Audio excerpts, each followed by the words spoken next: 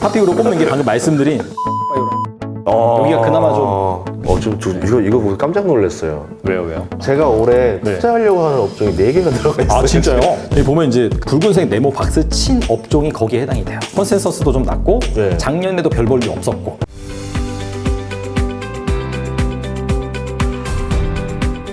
안녕하세요. 이번 시간에는 대한민국 산업지도를 쓰신 우리 이래학 저자님 모시도록 하겠습니다. 반갑습니다. 안녕하세요. 반갑습니다. 저는 궁금했던 게 뭐냐면 대한민국 산업지도 예전에도 쓰셨는데 제 기억상으로 작년에 안 나왔던 것 같은데 2년마다 나오는 건가요? 이 책이 지금? 원래 2년마다 나오는 컨셉이긴 예. 한데 제가 작년에 처음 냈어요. 이번에 또 2023년도에 새로운 그런 키워드가 많이 발생을 했잖아요. 뭐 AI라든지 예. 등등. 그래서 그런 트렌드를 좀 반영을 해서 좀 전작의 그런 부족함을 좀 보충을 하고자 예. 다시 한번 내게 됐습니다. 그때랑 지금이랑 달라진 것들이 또 많잖아요. 어떤 산업들이 성장하는 거예요, 이번에는? 사실 뭐 어떤 뭐 이슈가 있어서 내지는 어떤 뭐 규제 뭐 장치라든지 아니면 어떤 산업의 뭐 성장이 일어나서 좋아질 것이다라는 부분 같은 경우에는 아마 많은 분들이 와서 말씀을 하실 것 같아요.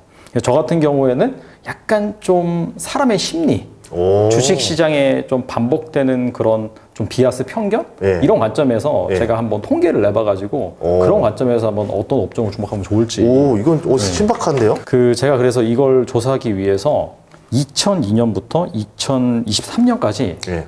업종별로 당해년도의 그 애널리스트들의 컨센서스, 그 다음에 실제 그 연도에 실적을 얼마나 기록을 했는지, 그리고 실제 그 연도의 주가 상승률이 그 해당 업종이 어땠는지 이제 그런 것들을 살펴봤거든요. 네.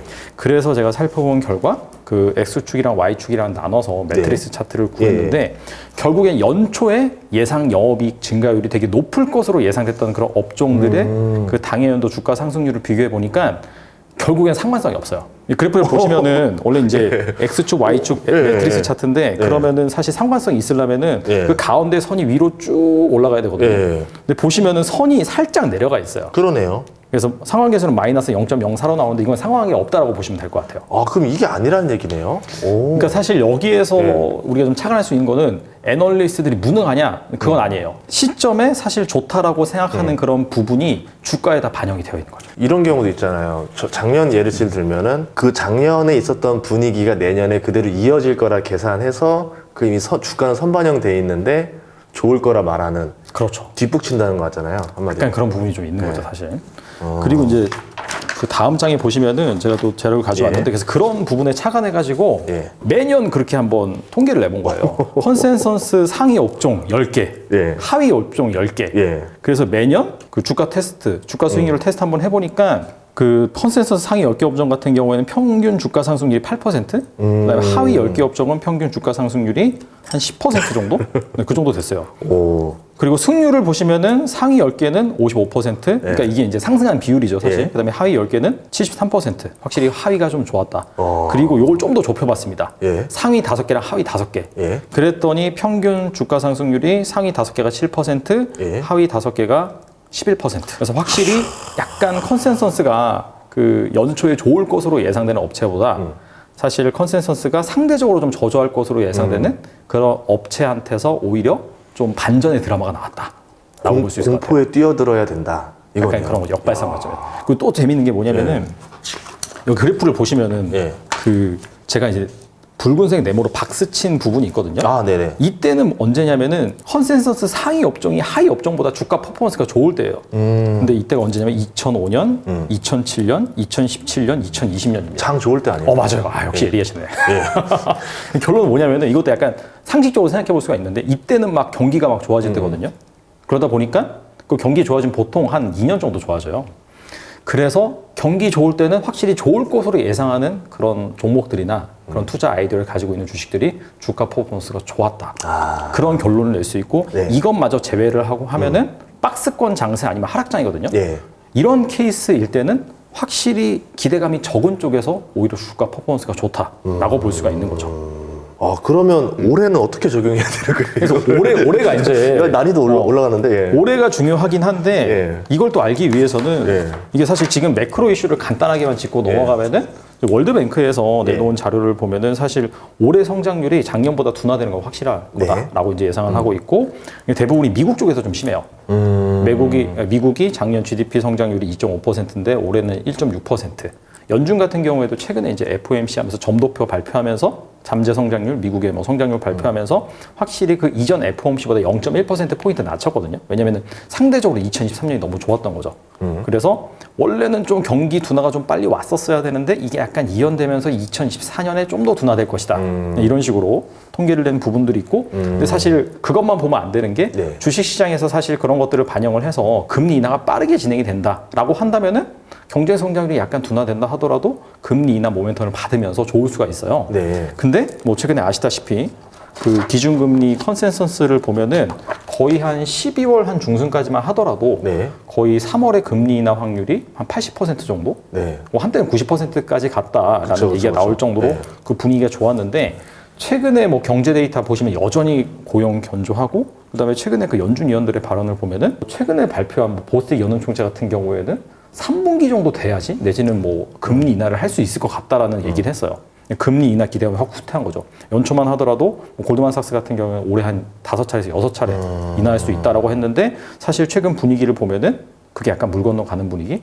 그러니까 금리도 빨리 안 내려간다는 거죠. 경기가 버틸만 하다는 얘기네요. 그냥. 그렇죠. 그러니까 약간 호재로서 작용하는 그런 금리 인하 기대감도 많이 약화된 상황. 그래서 채권금리 반등을 하고 있고 그래서 약간 매크로 환경이 그렇게 긍정적이진 않다라는 부분이 일단 대전제가 될 것 같고 네. 그다음에 이제 우리나라 코스피 지수 그러니까 코스피 상장 기업들의 실제 이익과 네. 그다음에 그 연초 당해년도 연초에 예상한 애널리스트들의 뭐 예상 이익 이걸 좀 비교를 해서 당해년도 코스피의 상승률 이런 것들을 예. 좀 비교를 해보니까 저 위에 이제 그 그래프 회색 막대기가 당해년도 코스피 지수의 예. 주가 상승률이고 그 다음에 그 밑에 보시면은 파란색 막대기가 실제 이익, 그 다음에 주황색 막대기가 예상치예요. 당해년도 이제 첫 네, 거래일의 네. 예상치. 그럼 언제 주가 상승이 나오냐? 제가 이제 한마디로 말씀을 드리면은 우리 대부분 애널리스트들이 약간 좀 낙관적으로 전망하잖아요. 예. 그렇죠? 그 연초에는 딱 전망하면은 약간 예. 희망을 가지고 예. 우리도 막 연초에 보면은 열심히 공부하고 싶고 뭐 자기 개발하고 싶고 그런 것들이 반영이 되듯이 그러다 보니까 일반적으로 좀 약간 낙관적이에요. 근데 실제로 장이 좋았던 때는 언제냐면은 실제 그 이익이 전망치와 거의 부합하든지 아니면 실제가 더 잘 나올 때 그럴 때 보시면은 상승장이 나와요. 대표적으로 2005년도 그다음에 뭐 2007년도가 될 수가 있고요. 그다음에 2017년도 마찬가지예요. 이때도 네. 이제 실제 이익이 훨씬 잘 나왔고 한 2021년이 좀 애매하죠. 2021년 같은 경우에는 실제 이익이 전망치보다 훨씬 잘 나오긴 했는데 네. 상승률은 별로 없었던 게 그 이유가 뭐냐면은 작년에 그 2020년에 너무나 많이 땡겨버렸기 때문에 코로나 때 다 땡겨갔다는 그쵸. 거죠. 상승을. 예, 30%. 와. 맞아. 예. 근데 이게 첫 번째 케이스고 두 번째 또 언제 상승장이 나오냐면은 이거는 기대감이 훅 꺼졌을 때예요. 그러니까 실제 기업들은 돈을 잘 못 벌었는데 예. 기대감이 훅 꺼지다 보니까 실제 벌었던 것보다도 기대감이 좀 안 좋다라는 그런 인식 때문에 사실 반등하는 경우가 있는데 그게 언제냐면은 사실 2009년도도 약간 비슷하다고 보면 돼요. 2009년도 보면은 컨센서스 이 주황색 막대기가 2008년 대비해서 확 꺾였어요. 아, 전해 어닝 쇼크가 심하게 난 다음 해네요. 그렇죠, 그렇죠. 그러면서 컨센서스가 확 낮아지는 기대감이 좀 줄어드는 예. 그런 상황에서는 확실히 좀 반등장이 나왔다라고 볼 수가 있고 또 언제냐면은 2019년에도 마찬가지입니다. 2019년에도 2018년 대비해서 컨센서스가 훅 꺾였죠. 근데 잘 나왔고 2020년도 마찬가지예요. 이때도 네. 컨센서스 한 번 더 내려갔거든요. 코로나 때문에. 근데 이때도 상승장이 나왔고 또 언제냐면은 바로 지난해 2023년 보시면은 이때도 컨센서스가 확 꺾였어요. 예. 그랬더니 18.7% 상승을 했죠. 아. 그래서 이 두 가지 케이스다. 야. 그럼 결론은 올해는 뭐냐? 예. 올해는 이 두 가지 케이스에 해당이 안 돼요, 지금 사실. 왜냐면은 컨센서스 지금 다시 높아졌거든요. 예, 그러네요. 그쵸. 그 올해는 횡보장인 거예요? 이것도 알아보기 위해서는 그 하락장이 언제 발생했느냐 그걸 알아봐야 예. 되는데 그거는 명확한 게 뭐냐면은 직전 연도에 기업의 이익이 상당히 잘 나왔고 성장을 했고 주가도 좋았어요. 그런 상황에서 컨센서스가 대폭 높아지면 무조건 하락장 나왔거든요. 그때가 언제냐면 2008년도. 아. 그 다음에 또 2022년도죠. 그렇죠. 2022년도. 이때인데, 그러니까 하락장 케이스와 상승장 케이스 이 두 가지를 고려해 봤을 때 올해는 사실 어디에도 해당하지 않는다. 이제 그게 포인트인 것 같고 그리고 이제 그 다음 장을 넘겨보시면은 코스피 지수와 예상 EPS 추이인데 네. 이것도 보시면은 코스피 지수가 언제 바닥 찍고 올라가느냐 이게 약간 드라마틱한 변화를 보기 위해서는 한 2020년 코로나 장세 보시면은 그때 보면은 EPS는 꺾여서 내려오고 있는데 네. 주황색 EPS입니다. 예. 코스피 지수 같은 경우에는 반등을 하죠. 예. 그럼 이제 바닥 찍고 나가는 거예요. 그러니까 사실 EPS가 꺾여서 내지는 바닥에서 좀 횡보를 하고 있는데 지수는 반등한다? 그러면은 이게 이제 바닥이라는 신호고 반대로 한 2020년 한 11월 달 이때 보시면은 EPS는 계속해서 올라오고 있거든요. 네. 근데 코스피 지수 같은 경우 고점에서 되게 약간 변동성이 심해져요. 더 이상 올라가지 않고. 그러면 이제 고점 신호입니다.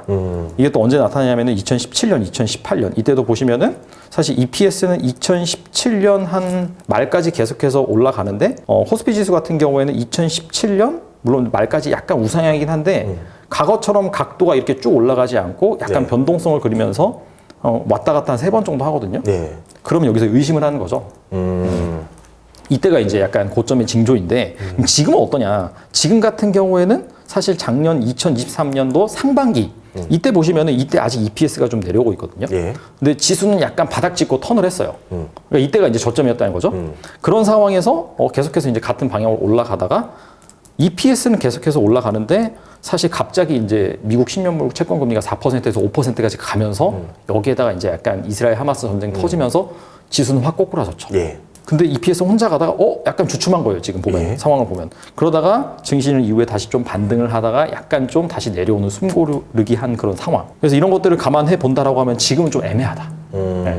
그리고 EPS가 한번 경기가 좋아져서 내지는 뭐 산업이 턴해서 좋아지면은 보통 한 2년 사이클로 올라가긴 하거든요. 그게 한 2015년부터 한 2016년부터 2017년 그다음에 이제 코로나 직후 네. 2021년까지 갔으니까 그리고 좀 멀게는 신흥국 그때는 약간 좀 길게 가긴 했죠. 아, 중국 때. 그렇죠. 중국이 땡기다 보니까. 근데 그런 거 제외하고는 한 2년 정도 가는데 지금 보면은 EPS가 올라가는 사이클이 1년 정도 되긴 했어요. 예. 그러니까 아직은 꺾이기에는 좀 애매하긴 하다. 그런데 약간 최근에 그 현황을 보면은 약간 좀 너무 빨리 올라간 것이 아니냐에 따른 숨고르기. 그래서 그런 부분들을 종합적으로 반영을 했을 때 올해는 뭔가 상승장이라고 하기엔 좀 애매하지 않을까? 약간 어느 정도 좀 변동성이 나오는? 근데 그런 차원에서 결론은 뭐냐면은 네. 앞서서 제가 컨센서스 상위 업종, 하위 업종 비교를 네. 할 때 상승장만 아니면은 확실히 하위 업종에서 주가 퍼포먼스가 좋을 가능성이 더 높다고 했는데 앞서 우리가 살펴본 변수를 따져보면은 올해는 뭔가 작년과 같은 상승장이라고 하기엔 좀 애매하다. 박스권인 가능성이 네. 더 높기 때문에 올해 같은 경우에는 약간 컨센서스 하위 쪽에서 좀 찾아보면 어떨까? 그러면 우리가 지금 기대하고 있는 거론되고 있는 업종들이 아니고 거론되지 않는 어딘가에서 갑자기 뭐가 빵 나온다는 거잖아요. 그러니까 제가 이제 작년에 사실 이런 데이터를 가지고 똑같은 데이터는 아닌데 제가 이제 탑픽을 반도체로 꼽긴 했거든요. 예. 반도체가 약간 이런 케이스에 부합한다라고 해서 반도체가 실제로 좀 상승률이 좋아하긴 했죠. 근데 올해도 사실 뭐 반도체 좋다라고 하는데 제 생각에는 뭐 작년 그 상승을 기대하면 안 될 것 같다. 제 생각에는 안 오른다 이런 얘기는 아닌데 작년보다는 확실히 좀 둔화될 가능성이 작년에 있다. 너무 많이 오르긴 했어요. 그렇죠. 예. 물론 이제 AI에 특화된 그런 기업들은 좀 다를 수 있겠지만은 뭐 산업 전반적으로 봤을 때는 좀 그럴 가능성이 낮다라고 말씀을 드리고 그 이익이 주가에 영향을 미치는 요인이라고 해서 요거는 지금 뭘 알고 싶은 거냐면은 네. 그 기업들이나 그 해당 업종들의 이익 증가가 뭐 몇 년에 걸쳐서 나타나요. 예를 들어서 1년, 2년, 3년 정도 이익 증가가 계속해서 나타나는데 같은 기간 그럼 주가는 똑같이 올라갈까? 그게 좀 궁금한 거예요. 그래서 이런 거를 또 전 업종을 대상으로 2002년부터 2023년까지 매년 그 통계를 내봤어요. 그러니까 예. 이익 증가가 최소 2년 이상 늘어나는 케이스부터 5년까지 늘어나는 케이스까지. 그래서 보면 이제 맨 위에 그 왼쪽에 있는 그래프가 보면 뭐 T라고 예. 나와 있어. 이게 이익 증가 1차 년도라고 보시면 되고. 첫 해. 예. 그렇죠. T 플러스 4는 이제 5년 차, 5년 차. 5년 그렇죠. 차, 예. T 플러스 1이 2년 차고. 예. 근데 T 마이너스 1은 이익이 증가하기 바로 직전. 그렇죠. 턴어라운드 바로 전 시점이라고 볼 수 있겠죠. 평균을 내보니까 이익 증가율이 뭐 이런 식으로 나와요. 근데 사실 증가율이 그렇게 중요한 건 아니고, 네. 그러니까 이익 증가가 보시다시피 한 5년 정도 계속해서 이어지는 그런 케이스를 다 평균을 내봤다라고 말씀을 드렸는데 중요한 건 그 밑에 그래프인데 같은 기간 주가는 얼마나 올랐느냐라고 해서 봤을 때는 1차 년도 가장 많이 오르고요. 2차 년도 보시면 1%밖에 안 돼요, 상승률이. 쉬네요. 한 번 쉬어요. 예. 맞아요. 오히려 그 이익 증가 바로 직전, 이익이 감소하던 그 이익 증가 직전 마이너스 1년도가 3% 좀 더 높고, 그 다음에 이거 이제 이익 증가 시 주가 상승 비율, 승률을 따져보면은 1년 차에는 89%, 10개 종목 중에서 9개가 올라요. 예. 근데 2년 차는 43%, 10개 종목 중에서 4개만 올라요. 예. 오히려 6개는 떨어졌다는 얘기예요.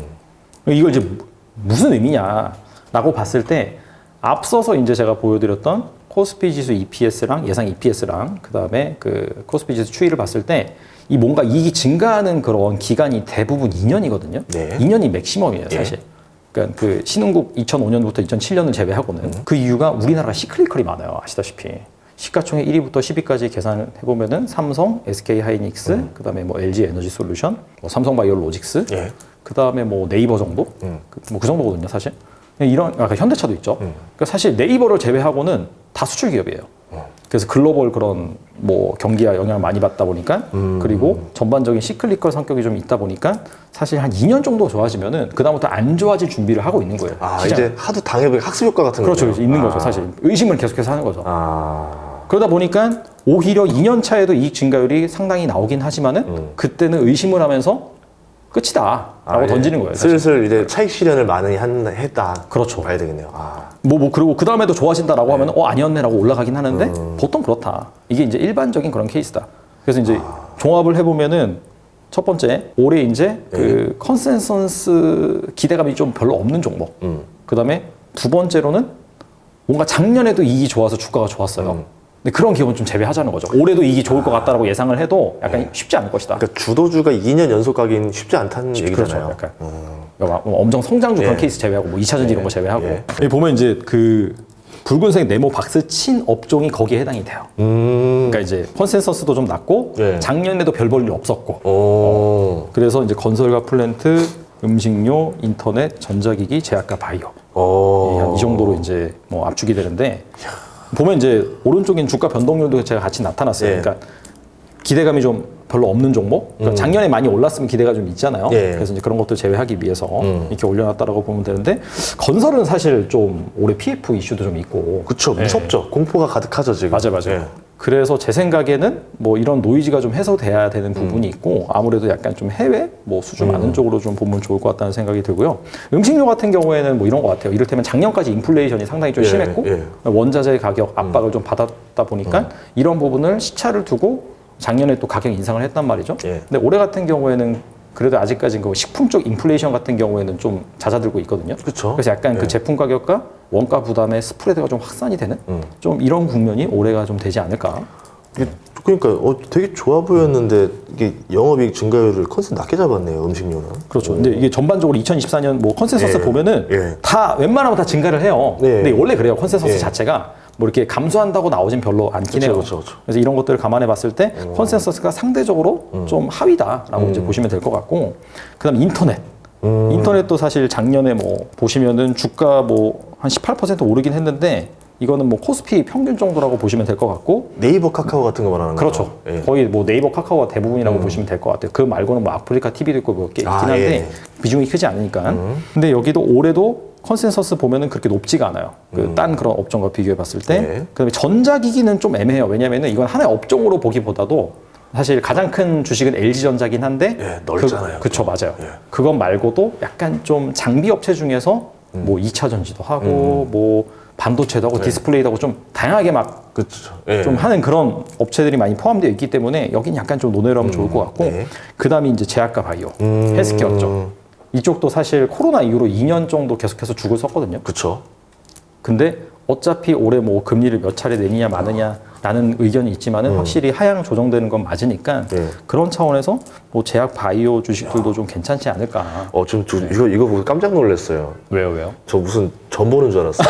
아니 지금 여기서 제가 올해 투자하려고 하는 업종이 4개가 들어가 있어요. 아, 진짜요? 5개 찍어뒀잖아요. 이 중에서 올해 난 여기 4개 들어간다 이러고 있었는데 어떻게 알고 제 마음을 알고 와 쪽집게처럼 통하는 게 있네. 저는 약간 이런 거죠. 공포에 들어가야 된다. 이 주의인데 이거를 지금 빅데이터로 논리 정연하게 설명해 주시니까 감각에 의존하는 사람과 이거를 데이터화해서 이러이러하니까 이게 맞다라고 하는 거랑 그거구나. 그러니까 좀 마음이 놓였습니다. 올해 저 4개 들어가야 되겠네요. 약간 투자자 스타일, 저는 학자 스타일 좀 이렇게 해가지고. 그리고 제가 또 하나 보여드리고 싶은 게 그 중에서 이제 인터넷과 제약바이오를 좀 아까 그 코스피 지수랑 뭐 코스피 지수 예상 EPS 보여드렸잖아요. 약간 비슷한 패턴이 나타나요. 제약바이오 같은 경우에도 보시면은 한 2020년 말 정도? 그때 보시면 지수는 되게 올라 있는데 같은 게 EPS는 계속 올라가잖아요. 그러니까 사실 지수가 먼저 반응을 하는 거예요. 사실 예상 이익보다도 지수가 먼저 반응하는 건데, 마찬가지로 이 지수가 고점을 치는 상황에서 약간 변동성이 확대될 때 EPS는 계속해서 올라가고 있거든요. 그러면 이제 약간 고점에 다다랐다는 그런 신호고, 반대로 뭐 최근 상황을 보시면은 주가는 이미 많이 내려왔고, 근데 바닥에서 더 이상 내려가지 않고 변동성을 보이는데 최근에 이제 EPS는 그럼에도 불구하고 최근까지 좀 내려왔었거든요. 예. 최근에 약간 이제 하방이 좀 지지되는. 예. 그래서 지금 이 상황이면은 약간 좀 위로 고개를 틀는 그런 순간이 아닐까라고 이제 생각해 볼 수 있는 대목이고 인터넷도 비슷하죠. 그렇죠, 그렇죠. 인터넷 같은 경우도 최근에 보시면은 지수는 사실 한 2022년 말 정도에 이제 바닥을 찍었어요. 그 2023년 같은 경우 약간 좀 변동성을 보여서 횡보였는데 같은 게 EPS는 2023년에도 계속해서 내려왔어요. 그러니까 주가 그런 입장에서 봤을 때는 물론 현재 업황은 좋지 않지만은 이 정도면 바닥 찍고 턴할 때가 되지 않았을까라고 시장이 계속해서 약간 반문을 하는 거죠. 그러다가 최근에 약간 좀 반등하고 있죠. 예. 카카오 같은 경우에도 뭐 거의 한 꽤 올랐어요. 맞아요. 예. 한 5, 60% 올랐고 예. 물론 이제 카카오가 좋다 뭐 이런 건 예. 아닌데 네이버도 마찬가지로 꽤 올랐고. 한 예. 16, 7만 원 갔다가 지금 20만 원대 위에 올라와 있으니까 그래서 이런 쪽에서 좀 기회가 있지 않을까 그렇게 생각을 합니다. 아 진짜 제약 바이오 보니까 그 반도체랑 느낌도 비슷하네요. 약간 좀 반도체도 비슷한 게 있어요. 네. 그 텀이 실적이 올라가면서 주가가 먼저 떨어지잖아요. 고점에서. 자 그러면은 이 업종들 중에서 그래도 우리가 탑픽으로 좀 꼽으려면 어떤 거를 또 생각하고 계세요? 전 4개. 저는 4개. 저는 그래서 이제 탑픽으로 꼽는 게 방금 말씀드린 그 제약바이오랑 인터넷 여기가 그나마 좀 그러니까 이건 말고도 사실 여기에 해당되는 업종이 여러 가지가 있긴 한데 네. 그런 업종 같은 경우에는 뭔가 명확한 투자 포인트는 없는데 그나마 여기가 좀 있지 않나. 왜냐면은 아무래도 좀 금리가 그럼에도 불구하고 좀 내려가는 그런 구간이고 그러다 보니까 금리가 내려가다 보니까 특히나 제약바이오 같은 경우에는 기존에는 이제 자금 조달이 힘들었는데 이제 좀 자금 조달을 하면서 뭐 M&A도 발생하면서 임상도 좀 나오고 있고 그런 부분들이 하나의 좀 중요한 포인트다라고 이제 볼 수가 있을 것 같고 예. 그다음에 뭐 또 삼성바이오로직스 같은 경우에도 보면은 사실 거기는 EPS가 계속해서 올라갔거든요. 그쵸. 근데 이제 주가는 계속해서 별로 안 좋았어요. 맞아요. 그 이유를 보니까 그 뭐 우시 바이오로직스인가요? 그다음에 그 뭐 또 뭐 약간 그 비슷한 그 유럽 쪽에 있어요. 피어 그룹이 있는데 거기가 안 좋았더라고요. 그러니까 멀티플이 같이 하향 조정되면서 사실 좀 바닥을 친 측면이 있는데 근데 뭐 이런 부분들이 좀 정상화된다라고 한다면은 그 제약바이오 멀티플로 올려줄 수 있는 부분이기 때문에 그리고 이제 보면 최근에 그 미국의 그 제약바이오 ETF, 헬스케어 ETF죠. 약간 대형 주만 모은 XLV 같은 경우에도 사실 약간 좀 장기간의 박스권을 뚫긴 뚫었거든요. 예. 계속해서 횡보를 하다가 그래서 그런 부분들을 보면은 확실히 약간 좀 헬스케어 쪽으로 돈이 몰리고 있지 않나 그런 부분을 생각할 수 있고 인터넷 쪽에서는 뭐 사실 네이버를 보는 게 맞는 것 같아요. 제가 봤을 때. 그 다음에 이제 추가적으로 이것도 약간 좀 MSG 느낌이 나긴 하지만은 그 트위치가 철수함으로 인해서 치즈직. 그쵸, 치즈직. 이게 근데 뭐 아프리카에 이미 그 활성 사용자 수를 훨씬 넘어섰다라고 하더라고요. 그런 부분도 좀 있고 그래서 이런 부분들이 아마 이제 4월부터는 이제 정식 그 서비스를 진행을 하는데 뭐 실적의 기여도는 그게 크지 않겠지만은 그럼에도 불구하고 약간 젊은 쪽 트래픽을 좀 잠재적인 그런 고객으로서 확보했다라는 측면도 있고 그 다음에 AI도 좀 장기적으로 보긴 봐야 될 것 같아요. 뭐 AI 관련된 그런 뭐 이슈 같은 경우에도 네이버 같은 경우 하이퍼글로벌 X를 통해서 지금 뭐 중동이라든지 유럽 쪽 이런 쪽에도 계속해서 지금 문을 두드리고 있기 때문에 그런 측면에서 좀 보시면 좋지 않을까 생각이 듭니다.